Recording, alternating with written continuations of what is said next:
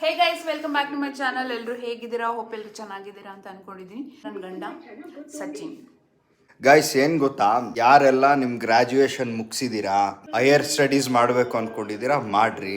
Graduation ಮುಗಿಸ್ಕೊಂಡು job ನೋಡ್ತಾ ಇದ್ದೀನಿ ಅನ್ನೋರು ದಯವಿಟ್ಟು ಯಾವುದೇ ಕಂಪ್ನಿಗೆ ಜಾಯ್ನ್ ಆಗಬೇಕಾದ್ರೂ ಯೋಚನೆ ಮಾಡಿ ಜಾಯ್ನ್ ಆಗಿ. ಕರಿಯರು ಸ್ಪಾಯ್ಲ್ ಆಗಬಾರ್ದು. ಈ ಸ್ಟಾರ್ಟಪ್ ಕಂಪನಿಗಳನ್ನಂತೂ ಜಾಸ್ತಿ ಕಾನ್ಸಂಟ್ರೇಟ್ ಮಾಡಬೇಡಿ. ಸ್ಟಾರ್ಟಪ್ ಕಂಪನಿಗೆ ಜಾಯ್ನ್ ಆಗ್ತೀನಿ ಅಂತ ಅಂದರು ಸ್ವಲ್ಪ ಬ್ಯಾಕ್ಗ್ರೌಂಡ್ ಚೆಕ್ ಮಾಡಿ ಕಂಪನಿದು. ಆಮೇಲೆ ವೆಲ್ ಎಸ್ಟಾಬ್ಲಿಷ್ಡ್ ಕಂಪನಿನೂ ಅಷ್ಟೇ. ಈಗ ಇನ್ಫೋಸಿಸು, IBM, ವಿಪ್ರೋ ಈ ಥರದ ಕಂಪ್ನಿ ಎಲ್ಲ ಆದರೆ ಓಕೆ.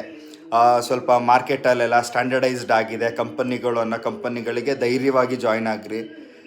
ಬಟ್ ಯಾವುದೇ ನೀವು ಯಾವತ್ತೂ ಕಂಪನಿ ನೇಮೇ ಕೇಳಿಲ್ಲ ಆ ಥರದ ಕಂಪ್ನಿಗಳೇನಾದರೂ ಇದ್ದರೆ ದಯವಿಟ್ಟು ಜಾಯ್ನ್ ಆಗೋಕ್ಕೆ ಹೋಗ್ಬಿಡಿ. ಜಾಯ್ನ್ ಆಗೋಕ್ಕಿಂತ ಮುಂಚೆ ಕಂಪ್ನಿ ವೆಬ್ಸೈಟ್ ಆಗಿರ್ಬೋದು, ಕಂಪ್ನಿ ಹಿಸ್ಟ್ರಿ ಆಗಿರ್ಬೋದು, ಎಲ್ಲನೂ ಮೂಲಭೂತ ಸೌಕರ್ಯಗಳು ನಿಮಗೆ ಒದಗಿಸೋದಕ್ಕೆ ಚಾನ್ಸಸ್ ಇದೆಯಾ ಅನ್ನೋದನ್ನು ಚೆಕ್ ಮಾಡಿ, ಕ್ರಾಸ್ ಚೆಕ್ ಮಾಡಿ. ಆ ಕಂಪನಿಗಳು ಹೇಗೆ ನಮ್ಮನ್ನು ಕ್ರಾಸ್ ಚೆಕ್ ಮಾಡ್ತಾರೆ, ಬ್ಯಾಕ್ಗ್ರೌಂಡ್ ಚೆಕ್ ಮಾಡ್ತಾರೆ, ಅದೇ ಥರನೇ ನೀವೂ ಚೆಕ್ ಮಾಡಿ. ಸೊ ಕರಿಯರು ತುಂಬಾ ಇಂಪಾರ್ಟೆಂಟ್ ಎಲ್ರಿಗೂ. ಈಗ ಸ್ವಂತ ಬಿಸ್ನೆಸ್ಸು, ಈಗ ಫ್ಯಾಮಿಲಿ ಬಿಸ್ನೆಸ್ ಏನಾದರೂ ಇದ್ದರೆ ಟೇಕ್ ಓವರ್ ಮಾಡ್ತೀನಿ ಅನ್ನೋರಿಗೆ ನೋ ಇಶ್ಯೂ. ಇದು ಬಂದು ಕಂಪ್ಲೀಟ್ ಜಾಬ್ಗೆ ಡಿಪೆಂಡೆಡ್ ಆಗಿರ್ತಾರಲ್ಲ, ಜಾಬ್ ಮಾಡೇ ನಾವು ಅರ್ನ್ ಮಾಡಬೇಕು ಅನ್ನೋರು, ಆ ಥರದವ್ರಿಗೆ ಇದು ತುಂಬಾ ಇನ್ಕ್ಲೂಡ್ ಆಗುತ್ತೆ.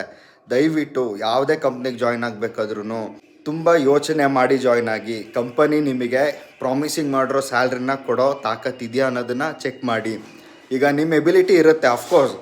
ನನ್ನ ಎಬಿಲಿಟಿ ಏನಂತ ನನಗೆ ಗೊತ್ತು. ನನ್ನ ಮೈಂಡಲ್ಲಿ ಜಾಬ್ ಅನ್ನೋದು ಬಿಗ್ಗೆಸ್ಟ್ ಸ್ಕ್ಯಾಮ್, ಅದರಲ್ಲೂ ಇಂಡಿಯಾದಲ್ಲಿ.